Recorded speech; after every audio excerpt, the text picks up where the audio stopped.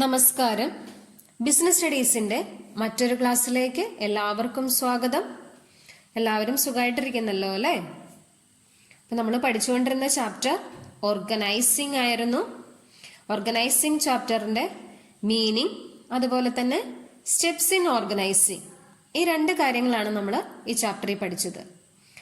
Next topic എന്ന് പറയുന്നത് importance of organising ആണ്. എന്താണ് ഓർഗനൈസിങ്ങിന്റെ പ്രാധാന്യം എന്ന് പറയുന്നത്? എന്തൊക്കെയാണ് ഓർഗനൈസിങ്ങിന്റെ പ്രാധാന്യം എന്നുള്ളത് നമുക്ക് 1 by 1 ആയിട്ട് നോക്കാം. ഓക്കെ, ഫസ്റ്റ് ഇമ്പോർട്ടൻസ് പറയുന്നു ബെനഫിറ്റ്സ് ഓഫ് സ്പെഷ്യലൈസേഷൻ. എന്താണ് സ്പെഷ്യലൈസേഷൻ എന്ന് പറഞ്ഞാല്? നമ്മൾ സ്പെഷ്യലിസ്റ്റുകളെ കണ്ടിട്ടുണ്ട് അല്ലെ? എവിടെ സ്പെഷ്യലിസ്റ്റിനെ കണ്ടിരിക്കുന്നത്? നമ്മൾ പല ഹോസ്പിറ്റലിലൊക്കെ പോകുമ്പോൾ അവിടെ ഐ സ്പെഷ്യലിസ്റ്റ് എന്നൊക്കെ പറഞ്ഞ് എഴുതി വച്ചിരിക്കുന്നത് കണ്ടിട്ടുണ്ട്. എന്തുകൊണ്ടായിരിക്കും അവരെ സ്പെഷ്യലിസ്റ്റ് എന്ന് പറയുന്നത്? അവർ ചെയ്യുന്ന ജോലിയിൽ അവര് എക്സ്പേർട്ട് ആയതുകൊണ്ടാണ്. നമ്മൾ എപ്പോഴാണ് ഒരു വ്യക്തിയെ എക്സ്പേർട്ട് എന്ന് വിളിക്കുന്നത്? ആ ജോലി കണ്ടിന്യൂസ് ആയിട്ട് ചെയ്ത് ആ ജോലിയിൽ അവര് നൈപുണ്യം നേടുമ്പോഴാണ്, അല്ലെങ്കിൽ വിദഗ്ധരാകുമ്പോഴാണ് നമ്മൾ സ്പെഷ്യലിസ്റ്റ് എന്ന് പറയുന്നത്. അപ്പൊ ആ പ്രോസസ്സിനെയാണ് നമ്മൾ സ്പെഷ്യലൈസേഷൻ എന്ന് പറയുന്നത്. അപ്പോൾ ഓർഗനൈസിങ്ങിന്റെ ഫസ്റ്റ് ഇമ്പോർട്ടന്റ് ആയിട്ട് പറയുന്നതാണ് ബെനഫിറ്റ്സ് ഓഫ് സ്പെഷ്യലൈസേഷൻ. ഓർഗനൈസിംഗിൽ എന്തുണ്ടാകുന്നു? സ്പെഷ്യലൈസേഷൻ നേടാനായിട്ട് സാധിക്കുന്നു എന്നാണ് പറയുന്നത്. ആ എങ്ങനെയാണ് സ്പെഷ്യലൈസേഷൻ നേടുന്നതെന്ന് നമുക്ക് നോക്കാം. അതായത് നമ്മൾ പറഞ്ഞായിരുന്നു ഓർഗനൈസിങ്ങിന്റെ സ്റ്റെപ്പില് ഡിവിഷൻ ഓഫ് വർക്ക് എന്ന് പറയുന്ന ഒരു സ്റ്റെപ്പ് നമ്മൾ പഠിച്ചു അല്ലേ? എത്രാമത്തെ സ്റ്റെപ്പാന്ന് ഓർമ്മയുണ്ടോ? ഡിവിഷൻ ഓഫ് വർക്ക് ഫസ്റ്റ് സ്റ്റെപ്പായിരുന്നു ഡിവിഷൻ ഓഫ് വർക്ക്. എന്താണ് ഡിവിഷൻ ഓഫ് വർക്കിൽ നമ്മൾ ചെയ്തത്? ടോട്ടൽ വർക്കിനെ ചെറിയ ചെറിയ ജോബ്സ് ആയിട്ട്, അതുപോലെ തന്നെ സബ് ജോബ്സ് ആയിട്ട് ഡിവൈഡ് ചെയ്തു. അതിനെയായിരുന്നു ഡിവിഷൻ ഓഫ് വർക്ക് എന്ന് പറഞ്ഞത്. അപ്പോ ഈ വർക്ക് ഇതുപോലെ ഡിവൈഡ് ചെയ്ത് കൊടുത്ത് ഒരു വർക്കർക്ക് ഒരു പർട്ടിക്കുലർ ടാസ്ക് ഏൽപ്പിച്ചു കഴിഞ്ഞാൽ ആ വർക്കർ അത് കണ്ടിന്യൂസ് ആയിട്ട് എന്ത് ചെയ്തുകൊണ്ടിരിക്കുകയാണ്. അപ്പൊ ആ വർക്കിൽ അവർ ആരായിത്തീരുന്നു? സ്പെഷ്യലിസ്റ്റുകളായിത്തീരുന്നു. നമുക്കറിയാം, നമ്മുടെ വീടുകളിൽ അമ്മമാര് ഡെയിലി ഓരോ ഫുഡ് ഐറ്റംസ് ഉണ്ടാക്കുന്നുണ്ട്. ആ കിച്ചൺ വർക്കിൽ നമ്മുടെ അമ്മമാർ ഓരോരുത്തരും ആരായിത്തീരുന്നു? സ്പെഷ്യലിസ്റ്റുകളായിത്തീരുന്നു. അതുകൊണ്ട് അവർ ചെയ്യുന്ന ജോലിയിൽ അവരെന്ത് നേടി? വൈദഗ്ധ്യം നേടി. അവരപ്പോ നല്ല സ്പീഡിന് കാര്യങ്ങൾ ചെയ്യും അല്ലേ? അപ്പൊ ഇതുപോലെ തന്നെയാണ് ഓർഗനൈസേഷനിൽ. നമ്മൾ ഏത് ജോലിയിലായിരിക്കുന്നോ ആ ജോലി നമ്മൾ കണ്ടിന്യൂസ് ആയിട്ട് ചെയ്യുമ്പോൾ തീർച്ചയായിട്ടും നമ്മൾ ആ ജോലിയിൽ എക്സ്പേർട്ട് ആയിത്തീരുന്നു. അപ്പൊ ഈ എക്സ്പേർട്ട് ആവുന്നതുകൊണ്ടുള്ള ഗുണം എന്താണ്? പ്രൊഡക്ടിവിറ്റി ഇൻക്രീസ് ചെയ്യും. ഇപ്പൊ കിച്ചണിൽ എന്തെങ്കിലും കാര്യമൊക്കെ അരിയാണെന്നുണ്ടെങ്കിൽ ഡെയിലി ചെയ്തുകൊണ്ടിരിക്കുന്നവരെ സംബന്ധിച്ച് അവർ നല്ല സ്പീഡിന് ചെയ്യും അല്ലെ? അതേസമയം ഫസ്റ്റ് ടൈം ചെയ്യുന്നവരാണെന്നുണ്ടെങ്കിലോ എങ്ങനെയായിരിക്കും? പല രീതിയിലുള്ള അപകടങ്ങളും വരെ ചിലപ്പോൾ അവിടെ സംഭവിക്കാം. അപ്പോൾ ഒരു പർട്ടിക്കുലർ ആക്ടിവിറ്റി കണ്ടിന്യൂസ് ആയിട്ട് ചെയ്യുമ്പോൾ നമ്മൾ ആ വർക്കിൽ ആരായിത്തീരുന്നു?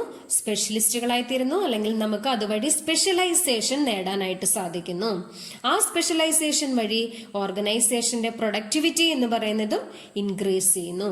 അതാണ് first importance benefits of specialization. Okay, second importance എന്ന് പറയുന്നത് ക്ലാരിറ്റി ഇൻ വർക്കിംഗ് റിലേഷൻഷിപ്പ് ആണ്. ക്ലാരിറ്റി എന്താണ്? ക്ലാരിറ്റി എന്ന് പറഞ്ഞാല് വ്യക്തതയുണ്ട് അല്ലെ? ഓരോ ഓർഗനൈസേഷനിലും ഓരോരുത്തരുടെയും ഡ്യൂട്ടി, അതായത് ഒരു വ്യക്തിയുടെ അതോറിറ്റി എന്താണ്, റെസ്പോൺസിബിലിറ്റി എന്താണ് എന്നുള്ളത് കൃത്യമായിട്ട് ഓർഗനൈസിംഗ് ഫംഗ്ഷനിൽ ക്ലാരിഫൈ ചെയ്യുന്നുണ്ട്. നമ്മൾ പ്രിൻസിപ്പിൾസ് ഓഫ് മാനേജ്മെന്റ് പഠിച്ചപ്പോൾ അവിടെ ഒരു പ്രിൻസിപ്പിൾ പഠിച്ചിരുന്നു. ആരോടാണ് റെസ്പോൺസിബിൾ ആയിരിക്കുന്നത്? ഒരു സമയം ഒരാളിൽ നിന്ന് മാത്രമേ ഓർഡറും ഇൻസ്ട്രക്ഷനും റിസീവ് ചെയ്യാവുള്ളൂ, ഒരു സുപ്പീരിയറിൽ നിന്ന് മാത്രമേ ഓർഡറും ഇൻസ്ട്രക്ഷൻസും റിസീവ് ചെയ്യാവൂ എന്ന് പറയുന്ന ഒരു പ്രിൻസിപ്പിളൊക്കെ നമ്മൾ അവിടെ പഠിച്ചിരുന്നു. ഓർമ്മയുണ്ടോ ഏതാ പ്രിൻസിപ്പിൾ എന്നുള്ളത്? ഏതായിരുന്നു ആ പ്രിൻസിപ്പിൾ? ഒന്ന് പറഞ്ഞു നോക്കിയേ. യൂണിറ്റി ഓഫ് കമാൻഡ് എന്ന് പറയുന്ന പ്രിൻസിപ്പിൾ അല്ലെ? 1 man 1 boss എന്നാണ് യൂണിറ്റി ഓഫ് കമാൻഡ് കൊണ്ട് ഉദ്ദേശിക്കുന്നത്. എന്തായിരുന്നു ആ പ്രിൻസിപ്പിളിന്റെ ബെനഫിറ്റ് എന്ന് പറയുന്നത്? ഒരു സമയം ഒരാളിൽ നിന്ന് മാത്രം നമ്മൾ ഓർഡറും ഇൻസ്ട്രക്ഷൻസും റിസീവ് ചെയ്യുമ്പോൾ അവിടെ കോൺഫ്ലിക്റ്റുകൾ അവോയ്ഡ് ചെയ്യാനായിട്ട് സാധിക്കും, കൺഫ്യൂഷൻ അവോയ്ഡ് ചെയ്യാനായിട്ട് സാധിക്കും. ആരോടാണ് ഞാൻ റെസ്പോൺസിബിൾ ആയിരിക്കുന്നത് എന്നുള്ളത് അവിടെ വ്യക്തമായിട്ട് പറയുന്നുണ്ട് അല്ലെ. ഇതുപോലെ തന്നെയാണ് ഓർഗനൈസേഷനിലെ ഓരോ എംപ്ലോയീസിന്റെയും അതോറിറ്റി എന്താണ്, റെസ്പോൺസിബിലിറ്റി എന്താണ് എന്നുള്ളത് എന്ത് ചെയ്തിട്ടുണ്ട്, ക്ലാരിഫൈ ചെയ്തിട്ടുണ്ട്, വ്യക്തമായിട്ട് പറഞ്ഞിട്ടുണ്ട്. It specifies who is to direct him. It specifies who is to direct him. ആരാണ് ഡയറക്റ്റ് ചെയ്യുന്നത് എന്നുള്ളത് എന്ത് ചെയ്തിട്ടുണ്ട്, സ്പെസിഫൈ ചെയ്തിട്ടുണ്ട്. ഇപ്പൊ നമ്മുടെ സ്കൂളിനെ സംബന്ധിച്ച് പറയുകയാണെന്നുണ്ടെങ്കിൽ സ്കൂളിൽ നമ്മളെ ഡയറക്റ്റ് ചെയ്യുന്നത് ആരാണ്, നമ്മുടെ പ്രിൻസിപ്പൽ സാറാണ് അല്ലെ. അപ്പൊ അതുപോലെ ക്ലാസ്സിലാണ് എന്നുണ്ടെങ്കിൽ നിങ്ങളെ ഡയറക്റ്റ് ചെയ്യുന്നത് ആരാണ്, ടീച്ചേഴ്സ് ആണ്. അപ്പൊ ഇതുപോലെ ഓരോരുത്തരുടെയും വർക്കിലുള്ള ക്ലാരിറ്റി എന്താണ് എന്നുള്ളത് സ്പെസിഫൈ ചെയ്യുന്നു. അതുവഴി നമുക്ക് കൺഫ്യൂഷനും കോൺഫ്ലിക്റ്റും എന്ത് ചെയ്യാനായിട്ട് സാധിക്കുന്നു, അവോയ്ഡ് ചെയ്യാനായിട്ട് സാധിക്കുന്നു. അപ്പൊ ഇതാണ് importance. Second importance of organising പറയുന്നത് ക്ലാരിറ്റി ഇൻ വർക്കിംഗ് റിലേഷൻ. ഓർഗനൈസേഷനിലെ വർക്കേഴ്സിന്റെ അതോറിറ്റിയും റെസ്പോൺസിബിലിറ്റിയും എന്ത് ചെയ്തിട്ടുണ്ട്, സ്പെസിഫൈ ചെയ്തിട്ടുണ്ട്, ക്ലാരിഫൈ ചെയ്തിട്ടുണ്ട്. It specifies who is to direct him. വ്യക്തമായിട്ട് പറയുന്നു. അതിനാണ് ക്ലാരിറ്റി ഇൻ വർക്കിംഗ് റിലേഷൻ എന്ന് പറയുന്നത്. ഓക്കെ അല്ലേ. തേർഡ് ഇമ്പോർട്ടൻസ് പറയുന്നു ഒപ്റ്റിമം യൂട്ടിലൈസേഷൻ ഓഫ് റിസോഴ്സസ്. എന്താണ് ഒപ്റ്റിമം എന്ന് പറഞ്ഞാല്, നമ്മൾ നേരത്തെ പഠിച്ചിട്ടുള്ള ഒരു ടേമാണ് optimum. Maximum utilisation of resources. ഏതൊക്കെയാണ് ഓർഗനൈസേഷന്റെ റിസോഴ്സസ് എന്ന് പറയുന്നത്? ഓർഗനൈസേഷന് 3 തരത്തിലുള്ള റിസോഴ്സസ് ആണുള്ളത്. First one physical resources, second one human resources, third one financial resources. Physical resources എന്ന് പറയുന്നതിൽ റോ മെറ്റീരിയൽസ് കാര്യങ്ങളൊക്കെയാണ് വരുന്നത്. ഹ്യൂമൻ റിസോഴ്സസ് എന്ന് പറഞ്ഞാലോ ഓർഗനൈസേഷന്റെ ഏറ്റവും വാല്യുബിൾ ആയിട്ടുള്ള റിസോഴ്സസ് ആയ എംപ്ലോയീസ് ആണ് ഹ്യൂമൻ റിസോഴ്സസിൽ വരുന്നത്. തേർഡ് വൺ ഫിനാൻഷ്യൽ റിസോഴ്സസ് കൊണ്ട് ഉദ്ദേശിക്കുന്നത് എന്താണ്, മണി. അപ്പോൾ ഈ റിസോഴ്സസ് മാക്സിമം എന്ത് ചെയ്യുക, യൂട്ടിലൈസ് ചെയ്യുക. എങ്ങനെയാണ് ഈ റിസോഴ്സസ് മാക്സിമം യൂട്ടിലൈസ് ചെയ്യാനായിട്ട് സാധിക്കുന്നത്? നമ്മൾ നേരത്തെ പറഞ്ഞ അതോറിറ്റി റെസ്പോൺസിബിലിറ്റിയും ക്ലാരിഫൈ ചെയ്ത് ഓരോരുത്തർക്കും അവരവരുടേതായ ജോലികൾ എന്ത് ചെയ്ത് കൊടുത്തിട്ടുണ്ട്, അസൈൻ ചെയ്ത് കൊടുത്തിട്ടുണ്ട്. ആ അസൈൻ ചെയ്ത് കൊടുക്കുന്നത് വഴി ഓർഗനൈസേഷനിലെ ഡ്യൂപ്ലിക്കേഷൻ അവോയ്ഡ് ചെയ്തുകൊണ്ട് മാക്സിമം റിസോഴ്സസ് യൂട്ടിലൈസ് ചെയ്യാനായിട്ട് സാധിക്കും. എന്നാൽ ഡ്യൂപ്ലിക്കേഷൻ എന്ന് പറഞ്ഞാൽ നമ്മൾ പലപ്പോഴും കേട്ടിട്ടുള്ള ഒരു ടേമാണ് ഡ്യൂപ്ലിക്കേഷൻ എന്ന് പറയുന്നത് അല്ലേ. ഒരു പർട്ടിക്കുലർ പ്രൊഡക്റ്റിന് പകരമായിട്ട് ഇൻട്രൊഡ്യൂസ് ചെയ്യുന്നതിനെയാണ് എന്തെന്ന് പറയുന്ന ഡ്യൂപ്ലിക്കേറ്റ് എന്ന് പറയുന്നത്. അപ്പോൾ കറക്റ്റായിട്ട് ഓരോരുത്തരുടേതായ ഡ്യൂട്ടി അസൈൻ ചെയ്ത് കൊടുത്തു കഴിഞ്ഞാൽ പിന്നെ ഒരാളുടെ ഡ്യൂട്ടി വേറൊരാൾ ചെയ്യേണ്ടി വരുമോ? ഒരിക്കലും ഇല്ല അല്ലെ.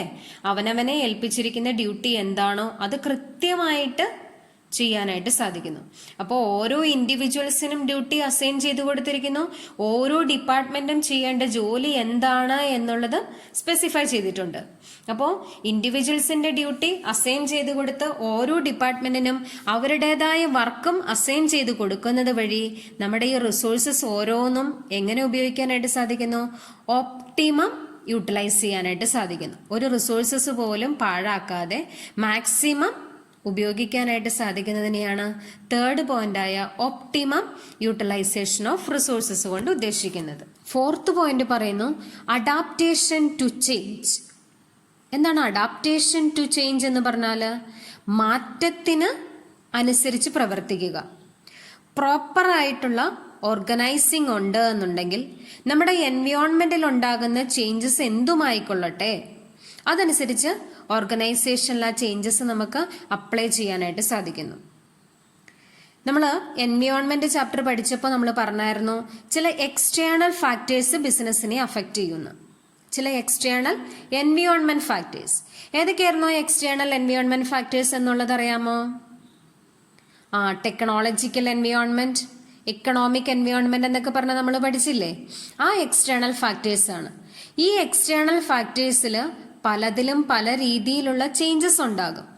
ആ ചേഞ്ചസിനനുസരിച്ചുകൊണ്ട് എവിടെ മാറ്റങ്ങൾ വരുത്തണം?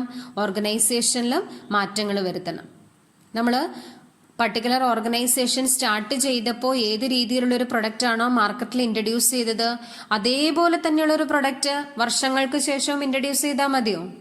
ഇല്ല. എൻവയോൺമെന്റിൽ ഉണ്ടാകുന്ന ചേഞ്ചസ് എന്തൊക്കെയാണ് എന്നുള്ളത് മനസ്സിലാക്കി, കൺസ്യൂമേഴ്സിന്റെ ടേസ്റ്റ് എന്താണ് എന്നുള്ളത് മനസ്സിലാക്കി, അതനുസരിച്ചുള്ള എന്ത് വരുത്തണം?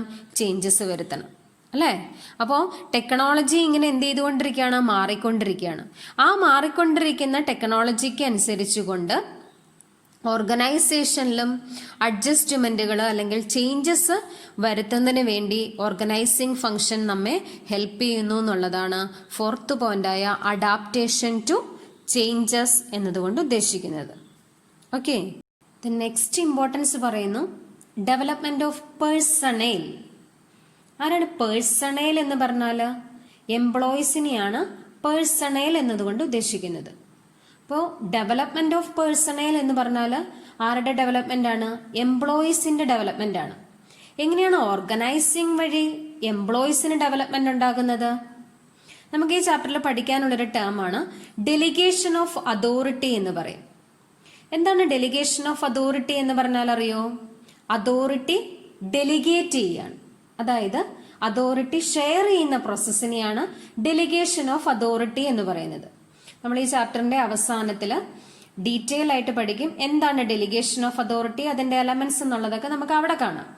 ഇപ്പോൾ ജസ്റ്റ് ഡെലിഗേഷൻ ഓഫ് അതോറിറ്റി എന്താണ് എന്നുള്ളത് മനസ്സിലാക്കുക. ഷെയറിംഗ് ഓഫ് അതോറിറ്റിക്കാണ് നമ്മൾ ഡെലിഗേഷൻ ഓഫ് അതോറിറ്റി എന്ന് പറയുന്നത്.